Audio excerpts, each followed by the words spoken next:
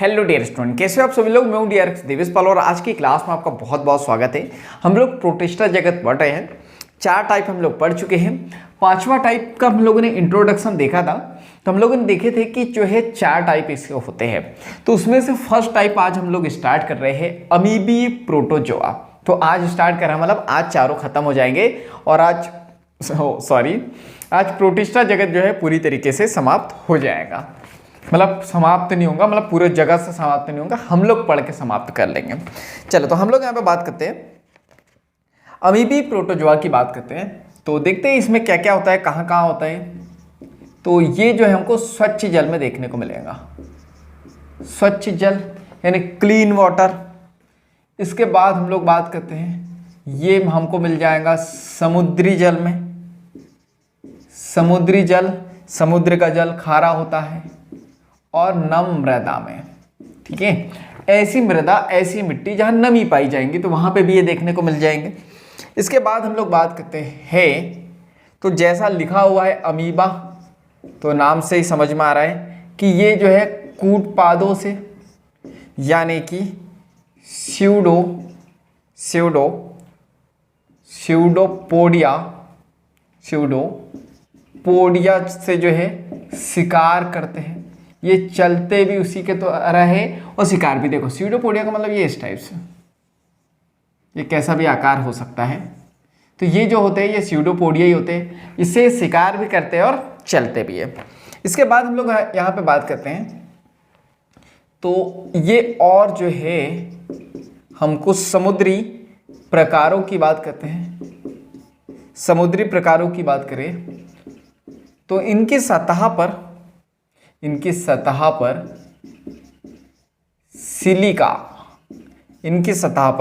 Silica के कवच देखने को मिलेंगे हमको, ठीक है। कवच किसका होगा? सिलिका का होगा। कहाँ पर होगा? समुद्री प्रकारों में।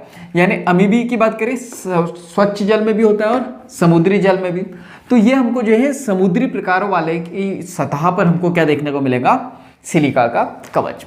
इसके बाद हम लोग यहाँ पे बात करते हैं, जो मोस्ट इंपॉर्टेंट एग्जाम्पल क्या है, उदाहरण, जिसको हम लोग कहेंगे, इसका उदाहरण है नाम के अकॉर्डिंग एंट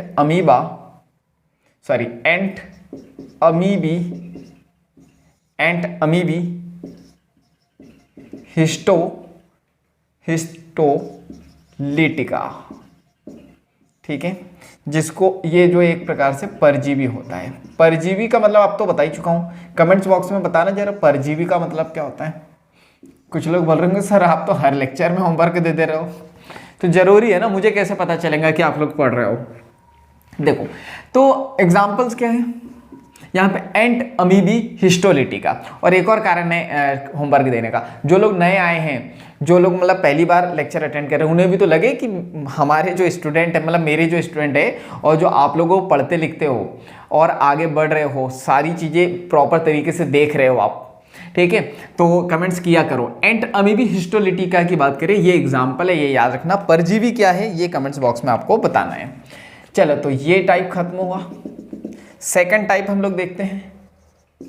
तो सेकंड हम लोग बात करते हैं कसाभी। ये कमेंट्स बॉक्स में मैंने बोला था पिछली क्लास में आपको करने का, तो जिन लोगों ने नहीं किया वो इस क्लास में भी कर सकते हैं। अभी मेरे बताने से पहले तो कर ही सकते हो आप।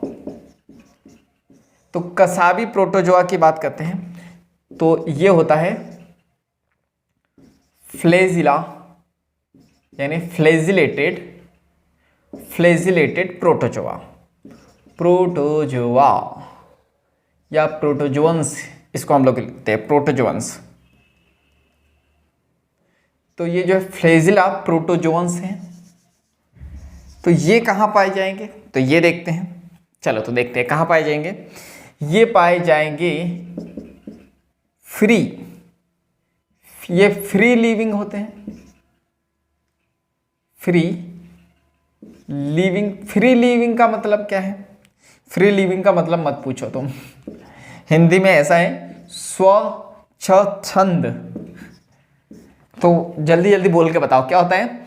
स्वच्छ छंद है ये, स्वच्छ छंद यानी कि फ्री लिविंग है और यहाँ पे हम लोग बात है स्वच्छ छंद का मतलब ये स्वतंत्र है, फ्री है, कहीं पे भी रह सकता है, ठीक है। इसके बाद हम लोग बात करते हैं और ये होता है पैरासाइटिक।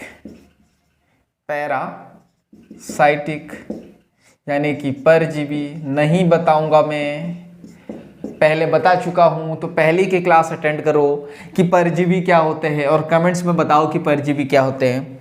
चलो इसके बाद हम लोग बात करते हैं बीमारी की बात करते हैं। बीमारी तो फैलाएंगे, हमने बोला था ना इससे पहले वाले लेक्चर में हम लोगों ने बोला था कि ये प्राणियों का पुराना संबंधी है, पुराना रिश्तेदार है, तो ये बीमारी फैलाता है। तो एग्जाम्पल क्या है बीमारी के, तो ये याद रखना है। कुछ एनसीईआरटी ने दी है, कुछ नहीं दी है, तो मैंने बता दिया जहां से क्वेश्चन आते हैं, तो ये याद रखना। एक तो होता है ट्रिप्नोसोमा। कौन सा है? ट्रिप्नोसोमा बीमारी है, ठीक है। क्या होता है इसमें? तो ये शायद तुम लोगों को होंगी किसी ना किसी को। ये जो है अफ्रीका का निद्रा रोग है। किसको बहुत ज़्यादा नींद आती है? सोते ही रहता है, जो क्लास में भी सोते रहता है, स्कूल में, कॉलेज में, घर में हमेशा सोए रहता है, तो उसे हो सकता है कि ट्रिप्नोसोमा रोग हो गया हो। तो अफ्रीका का ये निद्रा रोग है। और ये याद रखना है, इसका जो संक्रमण है यानी ये इन्फेक्टेड किससे होता है? ये होता है टीसी। आपको पता है ट्रेन में टीसी होता है, तो ऐसे याद रख सकते हो आप, टीसी मक्खी। तो एक मक्खी होती है टीसी, तो टीसी मक्खी की वजह से होता है ये कौन सा रोग? ट्रिप्नोसोमा। होता क्या है इसमें? अफ्रीका का निद्रा रोग है। इसमें व्यक्ति सोते ही रहता है और इतना सोते रहता है कि सोते ही रहता है, ठीक है। चलो नेक्स्ट देखते हैं हम लोग। तो दूसरा जो है जियार्डिया। ऐसा लग रहा है जाड़िया, जिसने दाढ़ी वाड़ी नहीं बनाई होगी बहुत दिन से, उसे हम लोग क्या कहते हैं? दाड़िया या जाड़िया। तो ये जो है जियार्डिया है। इसको क्या कहते हैं? तो इसको कहते हैं आंतों का परदादा। मैंने बोला था ना पुराना ये संबंधी है ये। तो परदादा यानी दादा से भी वो दूसरे दादा। बताओ परदादा क्या होता है कमेंट्स बॉक्स में। यानी पापा के पापा शायद मुझे ऐसा लगता है कि दादा फिर परदादा, ऐसे ही होता है। आप कमेंट्स बॉक्स में बताना मुझे। तो जियार्डिया क्या है? आंतों का परदादा है। किसकी वजह से होता है नहीं बताया, तो बस तो अभी तो आप यही रखो कि फ्लैजिलेटेड प्रोटोजोआ की वजह से होता है। अच्छा ये नहीं बताया मैंने, फ्लैजिला का मतलब कहता है मूवमेंट करने के लिए जो होता है ना, फ्लैजिला कई बार बता चुका हूँ, जो बैक्टीरिया में होता है ऐसा मूवमेंट जिसकी वजह से होता है फ्लैजिला में। आपने जो है 3 इडियट देखे होंगे तो उसमें जो स्पम बताते हैं, स्पम भी गति किसके द्वारा करते हैं? तो फ्लैजिला के द्वारा ही करते हैं। इसके बाद हम लोग यहाँ पे बात करते हैं, एक और डिसीज आपको याद रखनी है, एक और बीमारी याद रखनी है, लीशमानिया। कौन नहीं मानिया? लीशमानिया। तो अब याद रख सकते हो, कौन नहीं मान रहा है? लीच याद रख सकते हो आप। तो लीस जो है नहीं मान रहा है, तो लीशमानिया रोग है। तो ये क्या होता है? तो ये जो है मनुष्य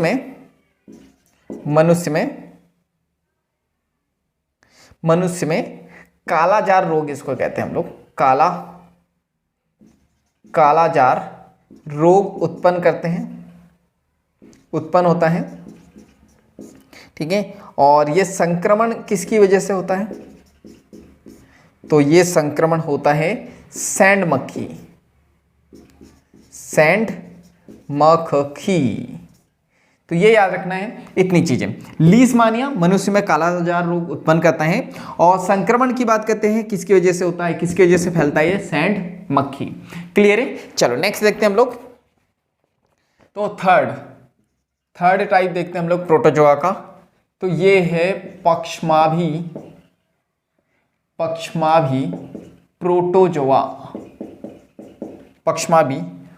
प्रोटोजोआ, जिसको हम लोग लिखते हैं सीलिएटेड। ये भी मैंने आपको बोला था कमेंट्स बॉक्स में लिखने का, बताने का कि सीलिया क्या होता है।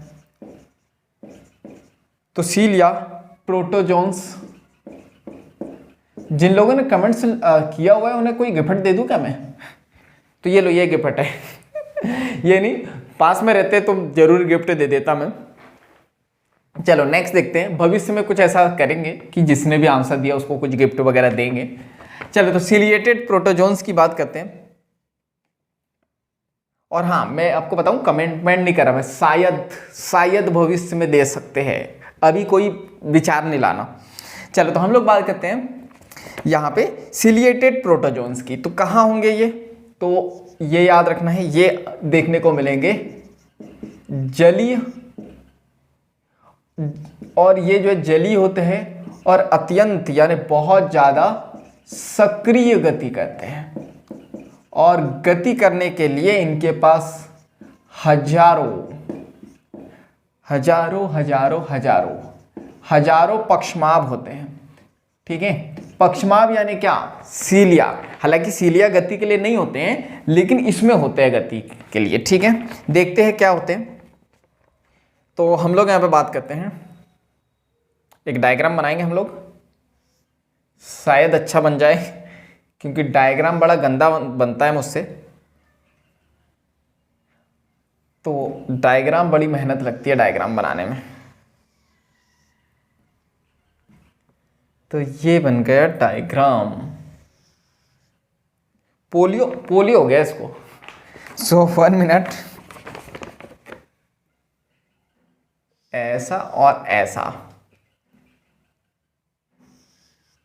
देखो लड़कियों को जो डायग्राम बड़ा अच्छा बनाते आता है, हम बॉयज लोग जो है ना उतने अच्छे से डायग्राम नहीं बना पाते हैं। तो क्या करूं, अभी तो मुझे ही बनाना है, तो मैं ही बना देता हूं। चलो लगभग कंप्लीट,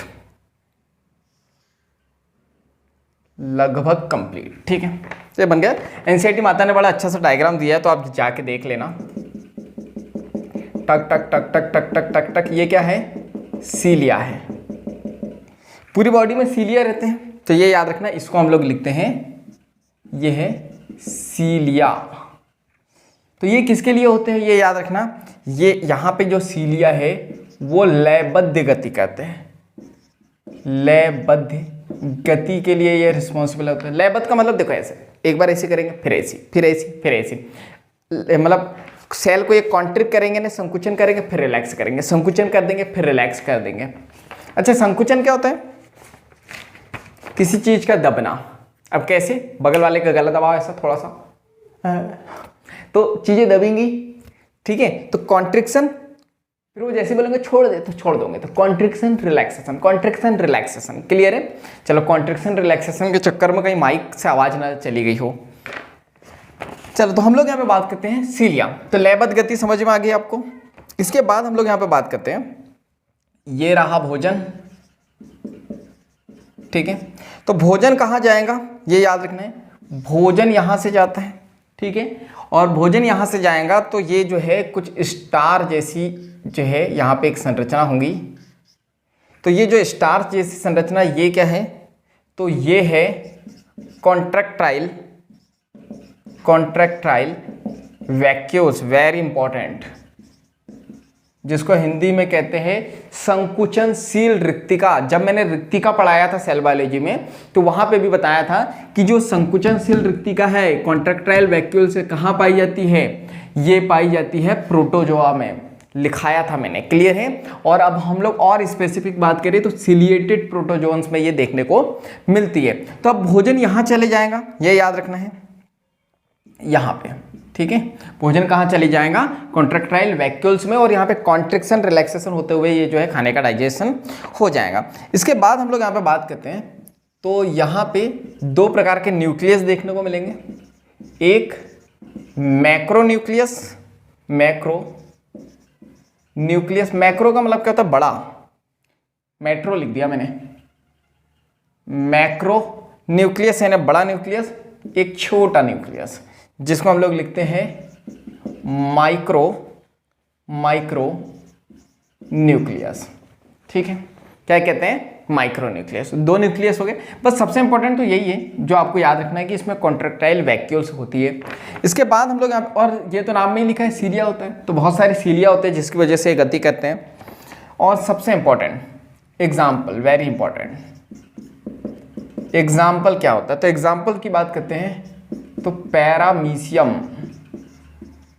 पैरामीशियम इसका एग्जाम्पल है।